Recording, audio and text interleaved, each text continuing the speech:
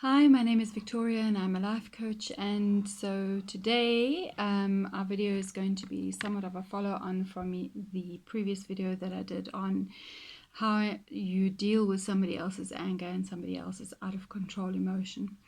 So, I think what I would really like to just focus on today is when dealing with conflict, I want you to consider the outcome that you're looking at. So, and how knowing what outcome you want affects your choice of behavior.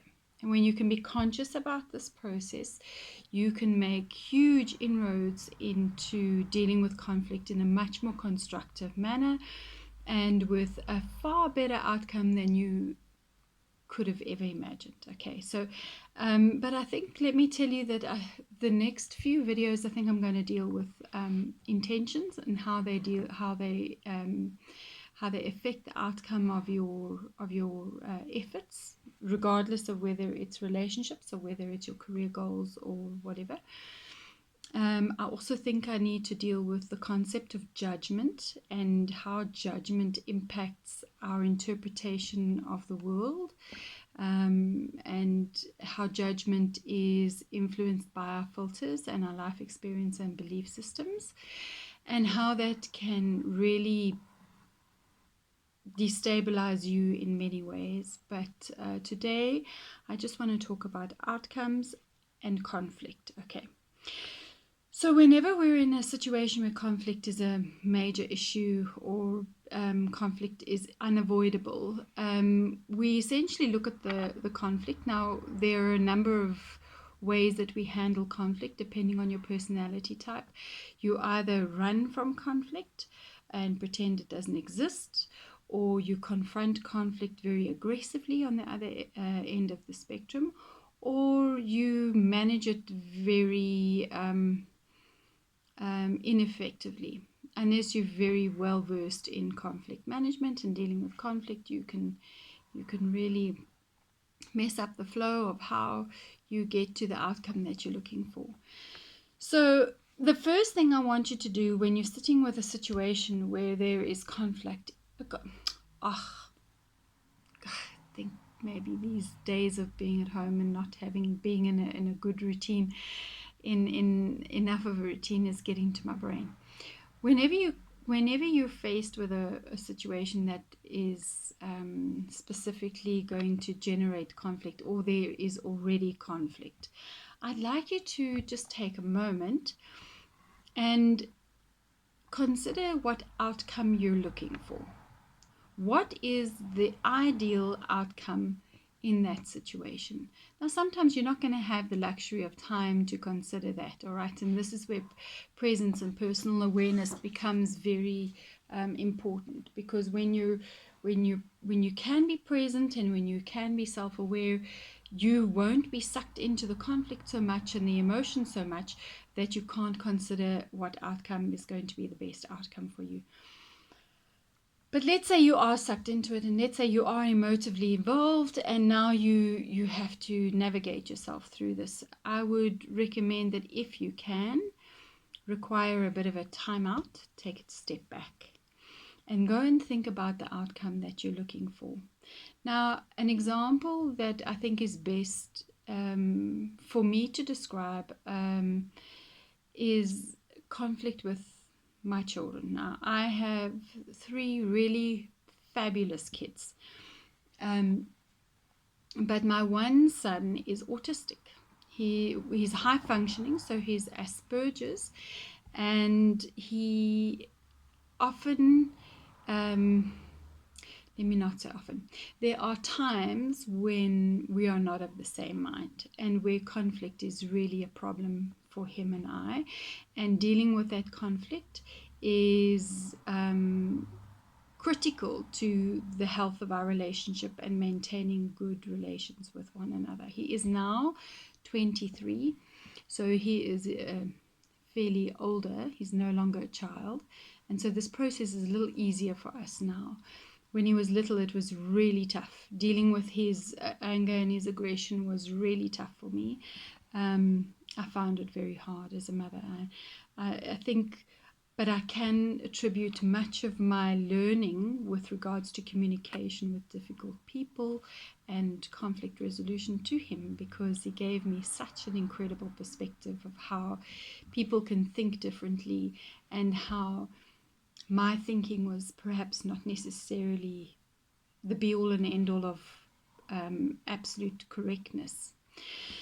So, one thing that we do, him and I, is when the conflict arises, and we've learned to do this with one another. It took some time, but we've learned to do this with one another. We take a step back, we think and consider, what do we want at the end of the day? What is truly the end outcome? Not what our ego wants, what is truly the end result. And the end result for us generally is that we maintain a good solid relationship with one another, and that we don't fight and destroy each other's self-esteem, and that at the end of it we come to an agreement that suits both of us, whatever that agreement will be. And I don't place judgment on what that agreement would be in this space. So when I'm busy looking at the outcome, I'm not saying I want him to agree with me, or I want him to do X, Y, and Z. What I would like to see is him understand the importance of why my opinion matters, and why what I want from him is important to me. Okay? So my outcome is always that there's understanding, that there's amicable compromise, and that we maintain good relations at the end of it all. Now, that may not be your outcome. You may have other thoughts about how you want to resolve, how you, the end of the outcome or the end of result of your conflict should look. But most often it's with amicable and reasonable compromise between the two parties. Okay, when you can come to that conclusion, that you don't want to destroy the relationship, but you want a peaceful, happy, loving outcome to this, you recognize that it means then that the way that you respond to conflict, the way that you respond to a disagreement, cannot be with emotive outbursts of aggression or irritation or impatience or name calling, or criticism of one's character, and none of these things are ever good in conflict. Okay, and especially when one starts to criticize another person's character, you're stepping on really terrible ground, and then you've got reason for that conflict situation to just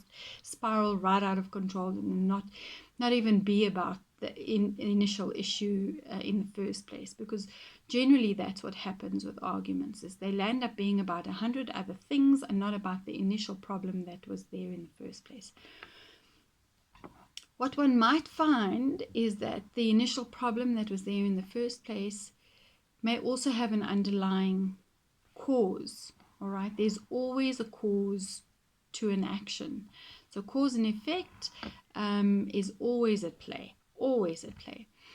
And so I always look at the outcome I'm looking for, and then I start to ask myself questions about why I'm feeling so angry or agitated or irritated, or feeling like I want to tear into somebody's character, or play blame games, or justify myself. And generally it's because I'm feeling hurt, or I'm feeling like I need to justify myself. Now, I spoke in my previous video about the inquiring mindset, and the inquiring mindset is very powerful here, because when you can understand why somebody is disagreeing with you, it is a much firmer foundation for you to work from to get to a compromise. Okay, and so when you look at this outcome and you look at the compromise that can be achieved, it negates all the emotional reactions that would usually come into play, because now all of a sudden your focus is not on being right, not on being heard, not on stating your case. Your focus is on the outcome and the amicable solution. And so we coach couples We coach parents and children, we coach employees and employers through this process and help them navigate through this process, because as simple as it sounds here, when you're dealing with habitual emotive reactions or habitual judgment, it's very hard to control that and to stop your mind from going there when it's so used to being in that space. So, what you focus on is where your energy goes. So when you've changed your focus from letting this person know who's boss, or letting this person know that you're right, and to a focus of, well, I want peace, and I want an amicable agreement, the way in which you then address the situation becomes much more effective and much more you're much more in control, even if the other person is out of control still. Okay, so that's my short tip for conflict and outcomes, and how that can affect the way that you then speak, because everything you say, everything you think will be based on the outcome you're looking for, not based on your ego's need for justification. So we'll talk a little bit about, let me just see my list, about intention and how that affects outcomes in your life, and we'll talk a little bit about judgments toward others and toward ourselves. Judgment is going to be a very interesting one. I think we'll talk about intentions tomorrow. Where our focus is where our energy goes, even subconsciously. And then I think from there we'll talk a little bit about judgment and how that affects your behavior, it affects your relationships, it affects everything that you experience in life, because judgment is a poison that taints every experience with that filter of judgment, and so you don't generally always see things in its truth. So I wish you the best, and we're happy to consult with you should you wish for some coaching to help you through some conflict situations and navigate through some issues. Take care. Have a good day.